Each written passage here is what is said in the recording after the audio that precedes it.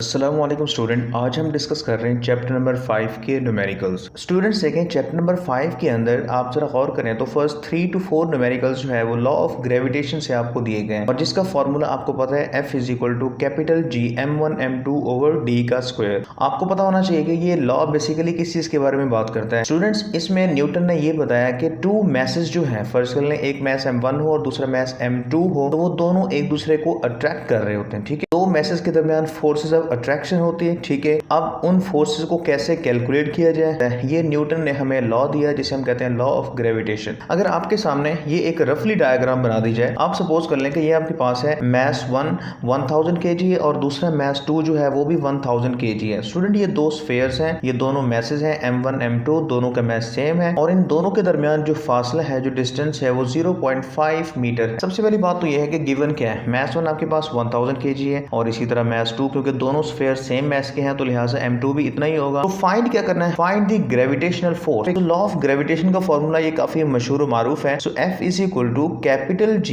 m1 m2 over d का square. Students, आपको ये पता होना चाहिए कि G की वैल्यू कहीं भी नहीं दी हुई होती है, लिहाजा कैपिटल G जो है उसकी वैल्यू आपको हमेशा याद रखनी होगी। ठीक है, वो आपको पता होना चाहिए 6.673 10 raise to power -11 newton meter square पर kg स्क्वायर। ये आपके पास है कैपिटल G की। अब हम इनकी वैल्यूज इसके अंदर पुट करते हैं। नेक्स्ट आपके पास है G की वैल्यू, ये आपके सामने 6.673 10 रेज़ टू -11 और मैस 1 की वैल्यू कितनी स्टूडेंट्स 1000 है, मैस 2 की वैल्यू भी कितनी है 1000। तो हमने जस्ट इनकी वैल्यूज पुट कर दी और नीचे था d का स्क्वायर, जो इन दोनों मैसेज स्फेयर्स के दरमियान जो डिस्टेंस है स्टूडेंट्स वो आपके पास है 0.5 मीटर, लिहाजा हमने इसका क्या कर लिया जी, स्क्वायर ले लिया। कैलकुलेटर का यूज यहाँ पे स्टार्ट होता है, तो आप ये इस चैप्टर के अंदर कैलकुलेटर का यूज करना आप सीख जाएं, प्रैक्टिस करें। अगर कोई इशू है तो वो आप हमें बताएं। अब आप ये सारी की सारी वैल्यूज को कैलकुलेट करें, मतलब कैलकुलेटर पे लिखें। तो स्टूडेंट्स, आपके पास सिंपल सा आंसर है, आप कैलकुलेट कर लीजिएगा क्योंकि मैंने भी कैलकुलेट किया हुआ है। So F is equal to 2.67, यहाँ पे 6 के बाद 7 6 भी हो सकता है, इसी तरह की अप्रोक्सीमेट वैल्यू होगी, तो इसमें आपको टेंशन लेने वाली कोई बात नहीं है। तो ये आपके पास है रिक्वायर्ड फोर्स, जो इन दोनों मैसेज के दरमियान फोर्स ऑफ अट्रैक्शन जो है वो हमने क्या करनी थी, फाइंड आउट करनी थी। सो लिहाजा आप पेपर में भी इस तरीके से रिजल्ट लास्ट पे लिखेंगे। पेपर प्रेजेंटेशन के ऊपर आप अच्छे तरीके से काम कीजिएगा। ठीक है, तो ये था आपके पास फर्स्ट न्यूमेरिकल। सो नेक्स्ट आपके पास है न्यूमेरिकल नंबर 2 के अंदर जो हम डिस्कस करने लगे, the gravitational force of attraction between two identical. ठीक है स्टूडेंट्स, ये जरा गौर, ये जो आपको यहाँ पे एक आइडेंटिकल एक वर्ड यूज हुआ नजर आ रहा है ना स्टूडेंट, इसे आपने अच्छे तरीके से समझना है। आइडेंटिकल का मतलब क्या होगा, सेम।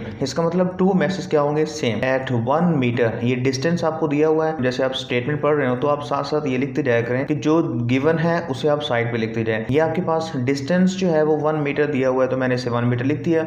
और इसी तरह फोर्स जो है 0.006673 न्यूटन, ये फोर्स भी गिवन है। तो फाइंड क्या करना है, फाइंड देयर मैसेज। अब सपोज कर लें रफली डायग्राम अगर फर्स्ट कलर में यहाँ पे ड्रॉ करूं, आप जरा गौर करें। स्टूडेंट्स देखें, इस न्यूमेरिकल के अंदर बेसिकली ये बताया गया है टू मैसेज हैं। ठीक है, वो आइडेंटिकल है, ये समझ लें। आपके पास ये m1 है और ये आपके पास क्या है m2 है और ये बिल्कुल एक जैसे हैं। मतलब अगर मैं इसे इस तरह से लिखूंगा ना, m1 is equal to m2, तो मतलब दोनों एक जैसे हैं, एक ही उनका बेसिकली मैस है। अब ये मैस हमने क्या करना है स्टूडेंट, फाइंड आउट करना है। ठीक है, हमें नहीं पता कितना है, लेकिन ये पता है कि इन दोनों का मैस जो है ना वो इक्वल ही होगा। अब जरा ध्यान से देखें, इन दोनों मैसेज के दरमियान फोर्स कितना है 0.006673 न्यूटन और इसी तरह इन दोनों के दरमियान जो डिस्टेंस है वो जस्ट 1 मीटर है। तो हम ये फाइंड आउट करना चाहेंगे कि इनके मैसेज की वैल्यूज क्या होंगी। ठीक है स्टूडेंट्स, देखें सबसे पहली बात तो ये है कि गिवन के आपको फोर्स दी हुई है F is equal to 0.006673 newton, distance जो है वो आपके पास है 1 मीटर।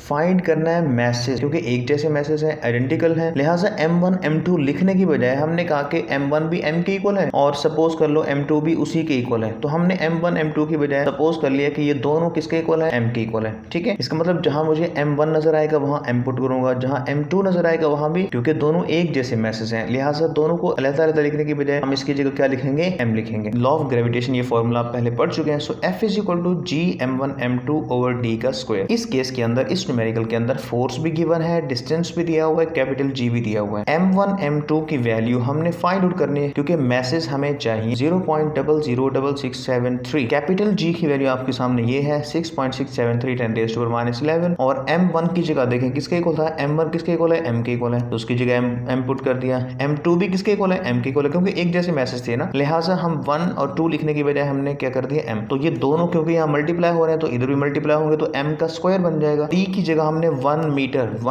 हमने यहाँ पुट कर दिया और उसका स्क्वायर भी ले लिया। एक तो स्टूडेंट्स तरीका तरीका ये है कि ये सारी की सारी वैल्यूज आप कैलकुलेटर पे लिखो और डायरेक्टली आपके पास ये आंसर आ जाएगा। स्टूडेंट्स देखें, अगर आप इसे सॉल्व करना चाहते हैं तो आप इस तरह से कर सकते हैं। 0.0667 डिवाइडेड बाय आपके पास है जी 6.673 10⁻⁻11। अब इस पॉइंट को आप शिफ्ट करें यहाँ पे, देखें उसकी रीजन क्या, एक जैसा बनाना चाह रहे हैं। तो स्टूडेंट्स जब पॉइंट यहाँ पे आ जाएगा तो होगा क्या, देखें आप जरा ध्यान से देखें, ये आपके पास है 10⁻³ और ये डिनोमिनेटर जब ऊपर जाएगा तो 10⁻+11 हो जाएगा। बेसिस सेम हो और वो मल्टीप्लाई हो रहे हो तो स्टूडेंट्स पावर ऐड हो जाती है, तो 11-3 आपके पास क्या बन जाएगा 8। तो 8 10⁸ जो है इस तरीके से भी आ सकता है। अगर आप इसे डायरेक्ट कैलकुलेटर से करना चाह रहे हैं तब भी आपकी मर्जी की बात है, दोनों ही आपके आंसर ठीक होंगे। स्टूडेंट्स देखें आपके सामने क्या है जी, m² = 10⁸ इसे सॉल्व करने के बाद ये मिला। क्योंकि हमें m चाहिए ना, तो यहाँ पे m² है तो फिर क्या करेंगे हम स्टूडेंट्स, दोनों साइड से हम स्क्वायर रूट लेंगे। तो स्क्वायर रूट लेने से पहले हमने थोड़ा सा मैथ यहाँ पे यूज किया है। 8 पावर है ना, तो मैंने इसे स्क्वायर बाहर लिखा, 4 को नीचे लिखा ताकि ये स्क्वायर स्क्वायर के बराबर आ जाए। लिहाजा आपको पता होना चाहिए मैथ के अंदर कि अगर पावर एक जैसी हो तो फिर बेसिस, फिर भी आप दोनों का स्क्वायर रूट लें। स्क्वायर रूट जब आप लेंगे तो स्क्वायर स्क्वायर से कैंसिल होकर m = 10⁻⁴ kg। अब 10⁻⁴ का मतलब क्या है 10,000। यहाँ पे हमने m1 = m2 = m रखा था ना, और m हमारे पास क्या है 10⁻⁴, तो इसका मतलब m1 भी 10⁻⁴ बनेगा और m2 भी 10⁻⁴ बनेगा। तो क्योंकि हमने मैसेज फाइंड आउट करने थे और वो भी एक जैसे आइडेंटिकल मैसेज, तो फाइनली स्टूडेंट्स जब आप इसका रिजल्ट लिखोगे तो रिजल्ट में m1 किसके इक्वल है 10,000 kg और इसी तरह m2 भी आपके पास क्या है 10,000 kg।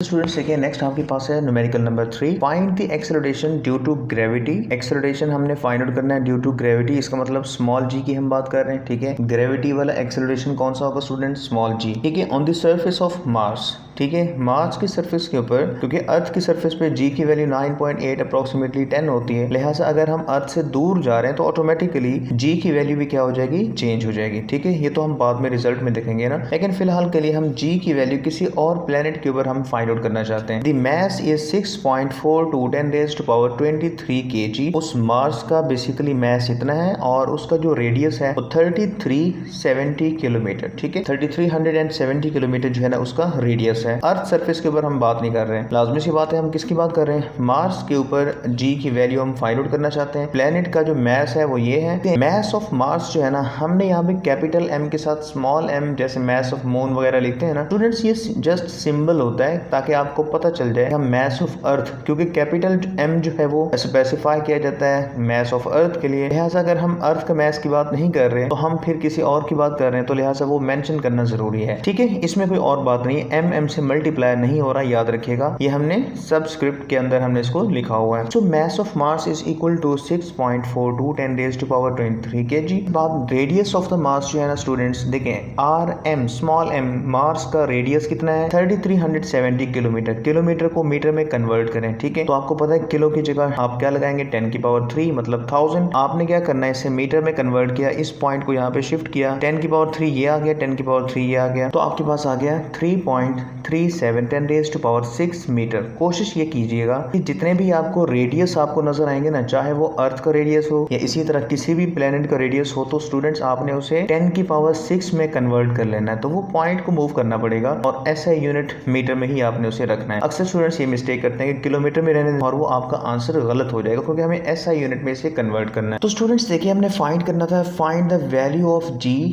ठीक है, एट द मार्स, मतलब कि मार्स की सरफेस के ऊपर हम g की वैल्यू फाइंड आउट करना चाहते हैं। अब आपको पता है कि ये फॉर्मूला कहाँ से आया है, ठीक है, small g is equal to capital G m/r का स्क्वायर, ठीक है। ये फॉर्मूला दूसरा फॉर्मूला है, आप इसे अच्छी तरह याद करेंगे। अगर आपको फिर भी ये पता नहीं चल रहा तो मैस ऑफ अर्थ वाला जो टॉपिक है उसमें ये फॉर्मूला कंप्लीटली प्रूव किया गया है, मैं यहाँ पे प्रूव नहीं कर रहा, ये फॉर्मूला आप याद रख लें, ठीक है। मून सरफेस के ऊपर फाइंड आउट करना हो, अर्थ सरफेस के ऊपर फाइंड आउट करना हो या किसी और प्लेनेट के ऊपर, तो स्टूडेंट्स ये फॉर्मूला एप्लीकेबल होगा, ये इसे आप याद रख लेंगे तो यकीनन आपके लिए बहुत अच्छी चीज होगी। स्मॉल g फाइंड आउट करना है, कैपिटल G की वैल्यू कितनी है पहले बता चुका हूँ 6.673 10⁻⁻11 and capital M mess of Mars जो है, ठीक है, वो यहाँ पे आप स्मॉल m लिखें, इधर m लिख दें, एक ही बात है, ठीक है। मैं यहाँ पे लिख देता हूँ ताकि आपको यहाँ पे कोई भी कंफ्यूजन ना हो। तो स्टूडेंट्स देखें मैंने यहाँ पे स्मॉल m लिख दिया और इधर भी मैंने स्मॉल m लिख दिया, ठीक है। मैस ऑफ मार्स जो है तो आपके पास ये है और उसका जो रेडियस है स्टूडेंट्स वो है 3.37 10⁻⁶ इसका स्क्वायर स्क्वायर, क्योंकि इसका भी स्क्वायर आ रहा है। स्टूडेंट्स देखें आगे आपके पास है कैलकुलेशन। तो कैलकुलेशन का आसान सा तरीका ये भी होता है कि आप क्या करो, आप सबसे पहले इसका स्क्वायर लें और फिर इसके बाद 10 की पावर वाली वैल्यूज है ना, उसे आप सेपरेट कर लिया करें। जैसे ये आपके पास है और ये है, इसी तरह यहाँ से भी आपको 12 मिलेगा। स्टूडेंट्स जैसे ये वैल्यूज हैं, इन्हें इस वैल्यू के साथ मल्टीप्लाई करें और इधर जो भी आंसर आ रहा है उससे डिवाइड करें, फिर 10 की पावर वालों को आप कैलकुलेट करें। ये तो एक तरीका हो गया। दूसरा तरीका कौन सा है, कैलकुलेटर पे डायरेक्टली ये सारी वैल्यूज लिखो और फिर आप पहुंचोगे डायरेक्टली यहाँ पे। स्टूडेंट्स ग्रेविटेशनल एक्सेलरेशन जो है वो आप फाइंड आउट करना चाह रहे थे मार्स के ऊपर, वो है 3.76 है। ठीक है, आप इसको अप्रोक्सीमेटली 77 मीटर पर सेकंड स्क्वायर आप इसे लिख सकते हैं। ठीक है, तो ये था आपके पास न्यूमेरिकल नंबर 3। इसमें हमने क्या फाइंड आउट करना था, ग्रेविटेशनल एक्सेलरेशन कहाँ पे, मार्स सरफेस के ऊपर। तो इसका मतलब स्मॉल जी हमने फाइंड आउट करना था, उसका मास भी गिवन था और उसका रेडियस भी दिया हुआ था। हमने ये वाला फॉर्मूला लगाया, बता दिया कि ये फॉर्मूला कहाँ से आपको मिलेगा। स्टूडेंट आप मास ऑफ अर्थ वाला टॉपिक जाके देखें, वहां पे ये फॉर्मूला प्रूव किया गया है, तो आप वहां पे जाके इस चीज को अच्छे तरीके से देख लें। ये आपके पास था न्यूमेरिकल नंबर 3।